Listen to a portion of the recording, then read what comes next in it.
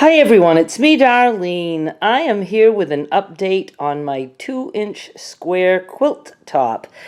I have been working on this, and now that my pieces are getting bigger, it's going really quick. So I'm confident that I maybe can finish this year. It all depends on what else I do. If you're not familiar with this series, there is a playlist link in the description of this video.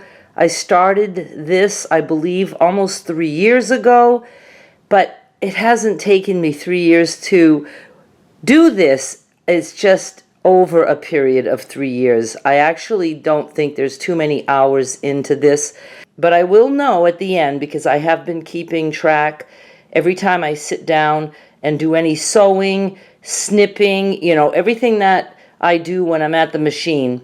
I did not keep track of time when I did the cutting because that was just done over a period of time, and I might have cut just a few squares when I had some leftovers and just put those aside. So that part I don't know. I do want to say that I have done this all at my machine. The most I ever did in pressing is at the very beginning. I finger pressed a couple of the 2 patches, and I was like, no, I can't be doing all this finger pressing. So I have not pressed anything. These blocks have never been pressed in any way at any time. I also have not done any trimming. I slap the pieces together and I sew. I use a fairly generous seam allowance so that I can make sure that everything's caught. Yeah, and my only thing I ever did is, I think up to maybe 8 patches. I tried to make sure there was no 2 the same, but then when I turned those into 16 patches, there might have been something else accidentally in that, and then I went to 32 patches. So yeah, so this was like a 4 patch right here, and then I sewed 2 of those together, and those were my 8 patches, and then I put those 8 patches together to make a 16, and then I put 2 of those together to make 32, and now I have 2 like this together to make, what did I say, 64. So I'm making 64, and I need 64 of these blocks. Right now I have 32. Each row is going to have 8 of these, and I should have planned for the quilt top to be 64 squares across, because then I would have just sewn 8 of these babies together. That would have been 64 2-inch squares across and down. But I planned on 68. So when I sew all of these guys together, I will have to come in with 4 across, a strip of 4 across all the way down to make my 68. And then I'll make sure I have that on the bottom also. And I don't know if I mentioned, but it's in the title, and most of you know, this is for a king-size bed. Now, I want to tell you how amazed I am how many intersections look good. I mean, I thought it was going to be a hot mess with some of the squares, having, a seam on this row, like that none of the seams would have matched at all. But let's look at this. Again, never trimmed, never pressed anything. Now, that's not bad. Now, there are some, like, see, this one here is a little crooked. That's all right. But, I mean, look at these intersections. I think they're really good, considering that I have done nothing to make them look good.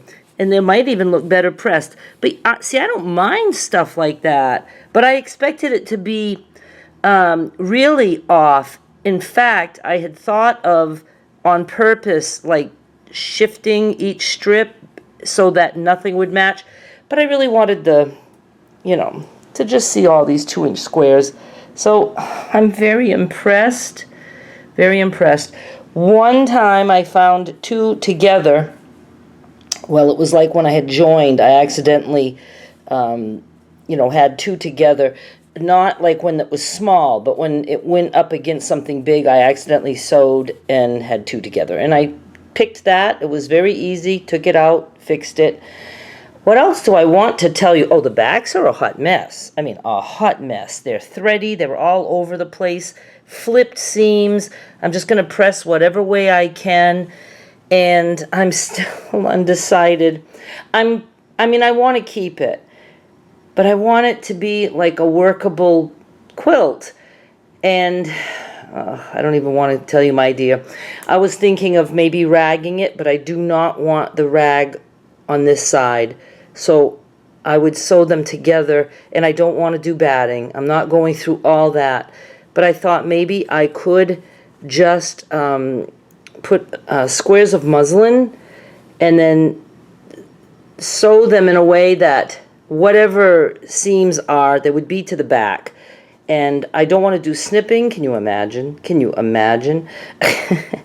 But I don't know. So we'll see. But I do want, obviously, to put all these squares together. That's the whole point. And I still am not decided if I'm going to press yet. I mean, that's still a lot of blocks to press. 68, 64. 64 plus what I'm going to be adding on the sides. But also I have to consider the fact that I don't want to be pressing gigantic pieces on my ironing board. I'm thinking of laying some thicknesses of batting on the old sorting table so that maybe I could press something bigger. I don't know. Maybe I'll press a couple and just see how it goes. I don't really want to trim at all unless it would be something really off. But so far I haven't had to do that. So, okay, so now let me show you what's left. You can see that I am not concerned with wrinkles because I just put this all in a box. So these are all 32 patches that I still have to put together to make the big 64 patches. And it's, like I said, it's going very quick. Oh, and I do have this little box on my sewing machine that I worked for an hour last night. I was in bed, couldn't sleep, got up and sewed for an hour. It was the best hour I'd ever spent in a while. So I really enjoyed that. So you see, I just sit at my chair, I take these and then I snip a bunch and then I just slap them together. I'm telling you, it's really an easy process. And I'm very curious to know how much actual hours I spent at this machine doing all that. I have dabbled with the idea of cutting a couple of kits to give someone enough squares to do this, but I would keep it down to just having to make 64 of the 32 patches, not 32, 64. 64 of the 64. These guys are 64 squares, and we need 64 of those blocks.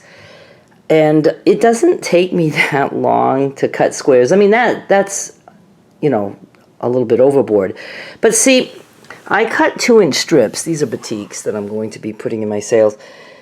You cut 2-inch strips. I've showed this before. I might show it again.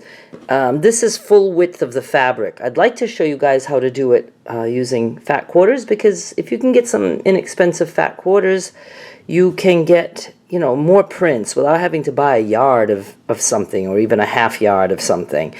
I put 5 strips together and then I just cut. So each strip is 20. So in a matter of, once the strips are cut, in a matter of, I don't know, maybe a minute, 2 minutes, I can have, what did I say, 20 times 5, 100 squares cut. And I love doing stuff like that. But I don't know. Maybe I'll do it one time, just for the hell of it. I know somebody would like to have that many squares. What did we have? 4,624, something like that.